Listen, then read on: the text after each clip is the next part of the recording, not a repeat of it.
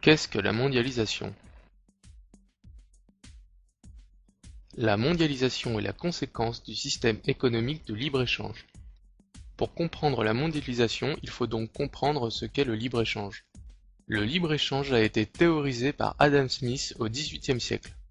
Smith pensait que l'ensemble des intérêts égoïstes mènent à l'intérêt de tous, que les nations n'ont pas intérêt à produire ce qu'elles peuvent acheter moins cher ailleurs, et que pour être efficace, le marché économique doit être le plus large possible. Aujourd'hui, le libre-échange vise à la libre circulation partout sur Terre des biens et marchandises, des capitaux et des êtres humains.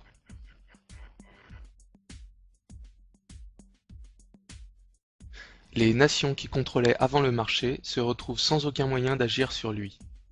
C'est donc maintenant le marché qui dicte ses règles, car les nations ont abandonné le contrôle de leurs frontières et le contrôle de leur économie nationale. Le problème, c'est que nous vivons dans un monde dans lequel les nations sont inégales à plusieurs points de vue. Du côté des nations développées, on respecte les travailleurs. On ne fait pas travailler nos enfants, et une certaine solidarité sociale a été mise en place. A contrario, dans les pays non développés, les travailleurs sont très mal payés. Les enfants sont très souvent exploités, et la misère y est très développée. En plus des inégalités sociales, nous pouvons remarquer que les nations sont inégales sur le plan de la fiscalité. Une nation comme la France met en place des taxes pour financer la structure de l'État. Afin de garantir l'harmonie et la sécurité sociale, elle opère une redistribution des richesses, et pour diriger son économie, elle opère un certain contrôle de ses frontières. A l'inverse, certains États appelés paradis fiscaux ne prélèvent aucune taxe à leurs investisseurs étrangers.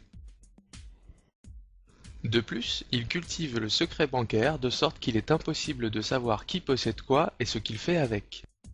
C'est notamment ce qui permet aux différents trafics d'armes et de drogue de rester discrets. Essayons maintenant de comprendre à qui profite le système. Ce qui fait la richesse de la France, ce sont ses outils de production très performants. Ces outils rendent le travail plus productif et nous permettent de travailler moins pour produire plus. En quelque sorte, c'est de notre niveau technologique que découle notre pouvoir d'achat. Or, depuis les années 90, des multinationales ont commencé à délocaliser notre outil de production vers des pays où les salaires sont très bas. Étant donné que notre outil de production est la source réelle de notre niveau de richesse, suite à cette délocalisation, notre pouvoir d'achat est en constante diminution.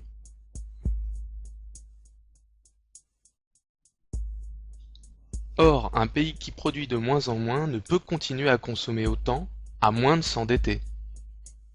C'est à ce moment-là que les banques rentrent dans l'équation.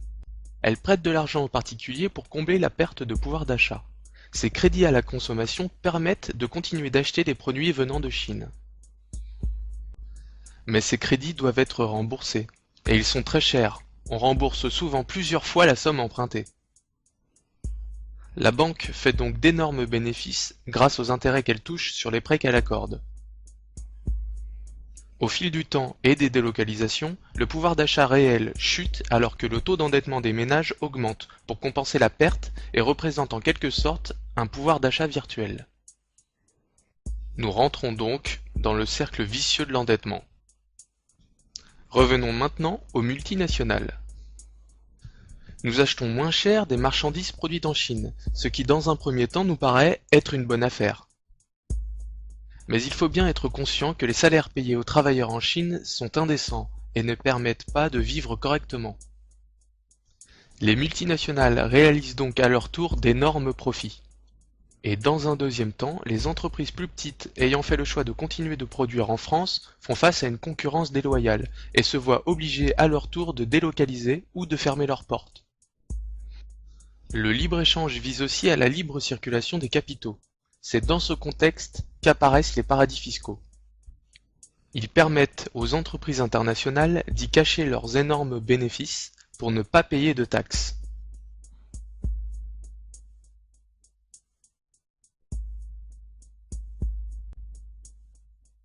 On constate que ce système est mauvais pour le travailleur français, qui perd son emploi et qui à terme perdra ses acquis sociaux, mais aussi pour le travailleur chinois vivant dans une dictature, qui sera maintenu sous contrôle par la force. Et comme on trouvera toujours sur Terre des dictatures, où l'on peut payer des travailleurs une misère, on peut résumer en disant que ce système est mauvais pour les travailleurs de toutes les nations, les travailleurs des pays libres étant à terme obligés d'aligner leur salaire sur celui des travailleurs vivant dans des dictatures. Et au contraire, ce système est très intéressant pour les actionnaires des banques et des multinationales, qui représentent une élite financière qui opère depuis les nombreux paradis fiscaux en échappant à toute forme de contrôle. Ces gens sont très peu et on les appelle l'oligarchie financière mondiale. Face à ce système, quelles sont nos alternatives? Mettons-nous à la recherche d'un système économique viable permettant d'améliorer la vie de la population. Le plus simple pour commencer est de rechercher dans le passé ce qui a permis d'améliorer les conditions de vie. En 1700, la population française ne comptait que 20 millions de personnes qui survivaient difficilement à cause des famines fréquentes.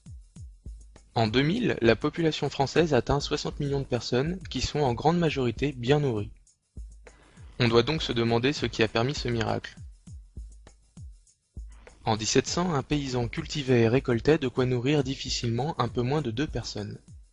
En 1800, les méthodes de travail du paysan ont peu changé, et il peine toujours à nourrir 2 personnes. En 1980, un paysan peut nourrir très convenablement 30 personnes grâce aux technologies agricoles nouvelles.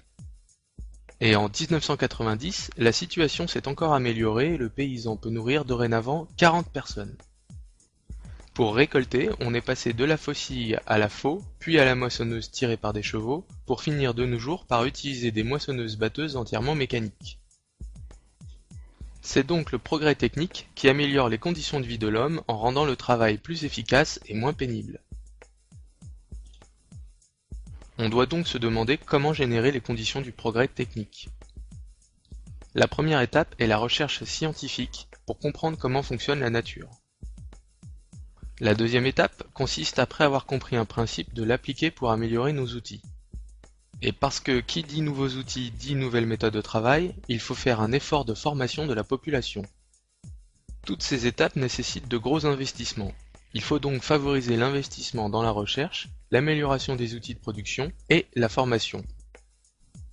On doit donc maintenant se demander comment favoriser cet investissement. Prenons un exemple d'actualité. La concurrence étrangère. On prend l'exemple d'une voiture produite en France à un coût de 10 000 euros. La même voiture est produite à l'étranger à un coût de 8 000 euros. On comprend donc que la voiture étrangère écrase la voiture française. La solution à ce problème est en deux temps. Premièrement, on introduit une taxe à l'importation permettant de rétablir une concurrence loyale entre les deux voitures. La voiture étrangère passe à 11 000 euros, et la concurrence s'établit alors en faveur du produit français. Et c'est seulement maintenant qu'il devient possible d'investir dans l'amélioration des usines françaises en introduisant des machines plus efficaces permettant d'effectuer la même tâche en moins de temps avec moins de pénibilité pour l'ouvrier. On augmente ainsi le nombre de voitures produites, ce qui a pour effet de réduire le prix de la voiture française à 7 000 euros. On pourra ensuite retirer les taxes à l'importation. Ces mesures seront appliquées à tous les secteurs stratégiques de notre économie et seront appliquées au cas par cas en fonction de la situation économique mondiale et de son évolution. On peut résumer cette approche de l'économie en la comparant au système actuel. Pour faire baisser les prix, il existe deux façons de faire. On peut baisser les salaires en mettant en concurrence le producteur français et le producteur chinois. L'opération est bonne pour le consommateur, mais pas pour le producteur. Le problème, c'est que la plupart des gens sont à la fois consommateurs et producteurs. La deuxième solution consiste à faire augmenter la productivité du travail. C'est-à-dire qu'on augmente le nombre de richesses générées par un travailleur avec le même temps de travail, ce qui fait mécaniquement baisser le prix des produits. Tout le monde est gagnant.